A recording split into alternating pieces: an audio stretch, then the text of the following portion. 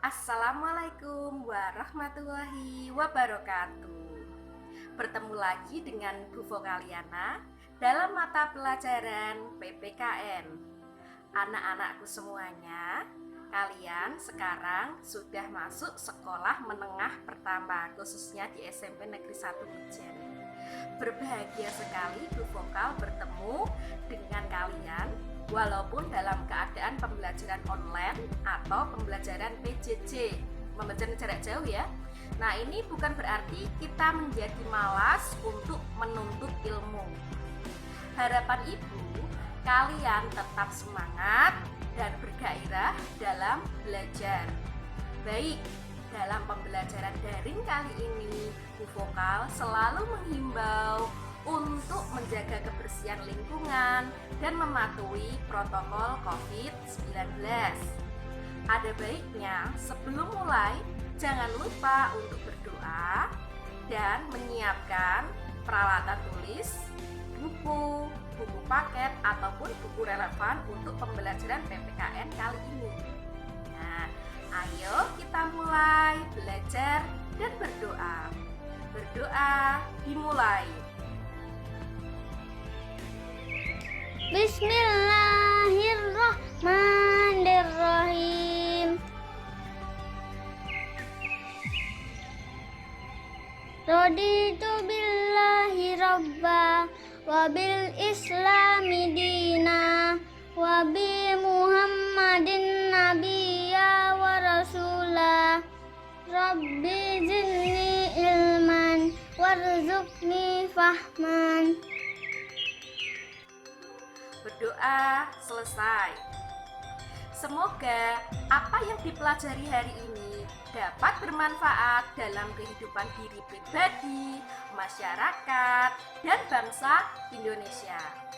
Karena apa? Kali ini kita akan dibawa ke dalam suasana di mana bangsa Indonesia belum menjadi sebuah negara. Nah, kapankah Indonesia menjadi sebuah negara? Mengapa kita diajak untuk flashback?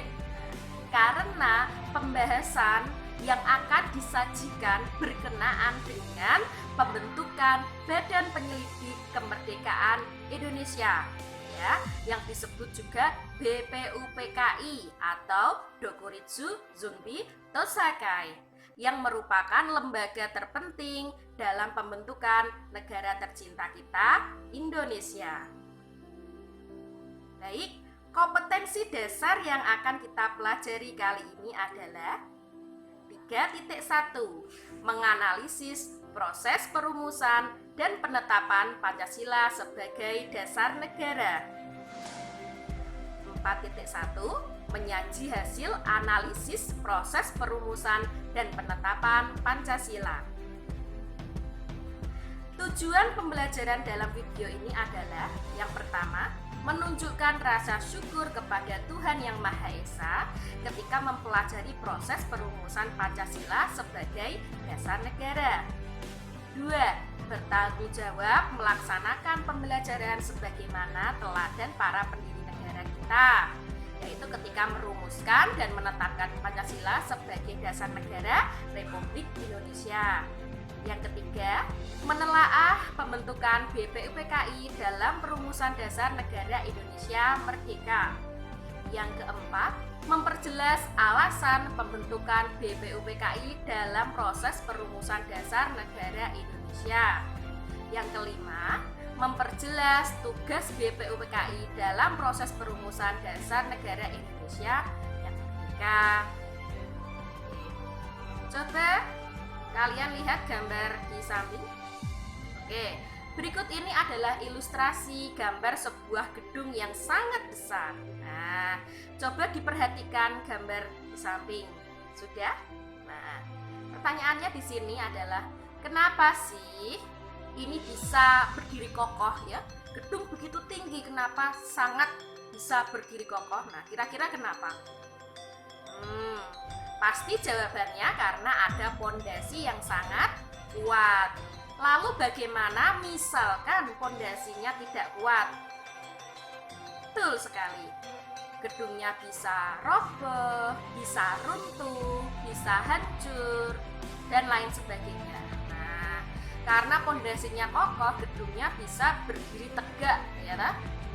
Nah, begitu juga dengan negara. Suatu negara juga memerlukan sebuah dasar negara. Nah, dasar negara ini juga perlu kokoh untuk dijadikan sebuah fondasi dalam penyelenggaraan kehidupan berbangsa dan bernegara. Lantas, anak-anak semua sudah tahu belum dasar negara Indonesia? Apa? Betul sekali, Pancasila. Anak-anak ibu vokal semua pinter ya tak? Pancasila adalah dasar negara Indonesia. Oke, hari ini kita akan membahas bagaimana sih Pancasila itu bisa dibentuk, ya. Bagaimana proses perumusan Pancasila? Hal ini akan dimulai dengan cerita dari pembentukan BPUPKI. Perumusan Pancasila sebagai dasar negara yang kita pelajari hari ini. Nah, Pancasila sebagai dasar negara menjadi penentu arah, yaitu cita-cita bangsa Indonesia. Nah, arah cita-cita bangsa Indonesia itu apa? Yaitu masyarakat yang adil dan makmur. Nah, sejarah proses perumusan Pancasila ternyata untuk menjadikan Pancasila sebagai dasar negara itu membutuhkan waktu yang sangat panjang, ya, sangat panjang sekali. Nah, ini dimulai dari pembentukan BPUPKI. BPUPKI dilantik oleh Jepang. Nah, kenapa dilantik oleh Jepang? Karena saat itu Indonesia masih dijajah oleh Jepang. Betul sekali. Nah, beranggotakan 62 orang yang terdiri atas tokoh-tokoh bangsa Indonesia dan 7 anggota perwakilan dari orang Jepang, anggota Jepang ya. Ketua BPUPKI saat itu dipimpin oleh Kanjeng Raden Rajiman Widyo Diningrat dengan 2 wakil. Jadi ketuanya 1, wakilnya 2. Yang pertama wakilnya dari Jepang. Nah, namanya Ichi Bagase Yusio. Kemudian wakil yang dari Indonesia ada Raden Panji Suroso. BPUPKI mengadakan sidang sebanyak 2 kali, ya. Sidang resmi yang pertama diadakan pada tanggal 29 Mei sampai 1 Juni 1945. Di dalam sidang BPUPKI yang pertama ini membahas rancangan dasar negara, yaitu Pancasila. Itulah mengapa disebutkan pada tanggal 1 Juni 1945 dijadikan sebagai hari lahir Pancasila. Kemudian sidang kedua berlangsung pada tanggal 10 sampai 17 Juli 1945. Dalam sidang yang kedua ini BPUPKI membahas tentang Undang-Undang Dasar Negara Republik Indonesia. Di antara sidang resmi ini terdapat sidang tidak resmi. Di dalam sidang resmi ini dihadiri oleh 38 anggota. Nah, dalam sidang resmi ini dipimpin langsung oleh Insinyur Soekarno yang membahas tentang rancangan Undang-Undang Dasar 1945. Nah, inilah yang dijadikan sebagai sidang BPUPKI yang kedua. Nah, mengapa Jepang membentuk BPUPKI?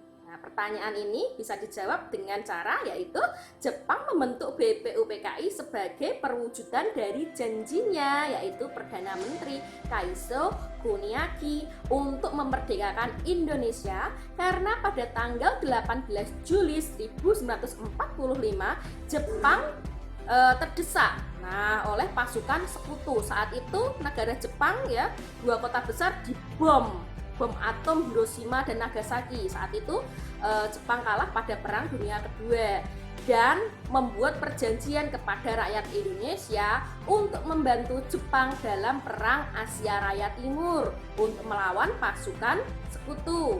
Dalam Perang Dunia Kedua itu yang berperang adalah blok poros dan blok sekutu.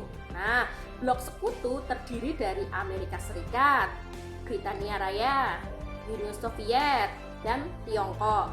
Kemudian blok poros, bloknya Jepang ini ya terdiri dari Jerman, Italia, Jepang. Nah, perang ini dimenangkan oleh blok sekutu. Jadi Jepang kalah. Nah, Karena Jepang kalah, tentu saja harus menyerahkan semua daerah jajahan kepada sekutu termasuk Indonesia pada saat itu. Nah, waktu itu disebut juga Indonesia dalam keadaan vacuum of power atau kekosongan kekuasaan. Akhirnya para pejuang Indonesia pada waktu itu mendesak Jepang yang kemudian Jepang itu berjanji memberikan kemerdekaan kepada Indonesia. Maka pada tanggal 1 Maret 1945 Jepang membentuk Badan Penyelidik Usaha Persiapan Kemerdekaan Indonesia atau Dokuritsu Junbi Tosaka yang disebut juga BPUPKI. Nah, untuk apa sih BPUPKI itu dibentuk? Nah, tujuan utama dibentuknya BPUPKI adalah untuk mengkaji, mendalami, serta menyelidiki bentuk dasar yang cocok guna kepentingan sistem pemerintahan negara Indonesia pasca kemerdekaan. Jadi BPUPKI tak lain dibentuk untuk mempersiapkan proses kemerdekaan Indonesia. Dari pembentukan BPKI ini menjadi titik tolak perjuangan bangsa Indonesia melawan penjajahan melalui organisasi. Nah, titik tolak termasuk untuk kemerdekaan Indonesia ya. Kemudian yang kita bahas yang kedua yaitu perumusan dasar negara. Usulan mengenai rumusan dasar negara Indonesia dalam sidang pertama BPUPKI secara berurutan dikemukakan oleh 3 tokoh. Yang pertama Insinyur Soekarno, kemudian Mr. Supomo, Mr. Muhammad Yamin. Nah itu ya 3 tokohnya dihafalkan. Pada tanggal 22 Juni 1945 Panitia 9 menyepakati kesepakatan dalam satu rancangan pembukaan hukum dasar, nah yaitu Undang-Undang Dasar. Persetujuan Panitia 9 ini termasuk di dalam suatu rancangan pembukaan hukum dasar atau Undang-Undang Dasar. Nah, ini ada pembukaan ya, pembukaan Undang-Undang Dasar yang terdiri dari 4 alinea. Nah, oleh Soekarno, rancangan pembukaan hukum dasar ini diberi nama Mukadimah. Nah, oleh Mr. Muhammad Muhyamin dinamakan Piagam Jakarta. Dan oleh Sukiman Wirjosajoyo ya disebut Gentleman Agreement. Naskah Mukadimah atau Piagam Jakarta memiliki banyak persamaan dengan Undang-Undang Dasar Negara Republik Indonesia tahun 1945.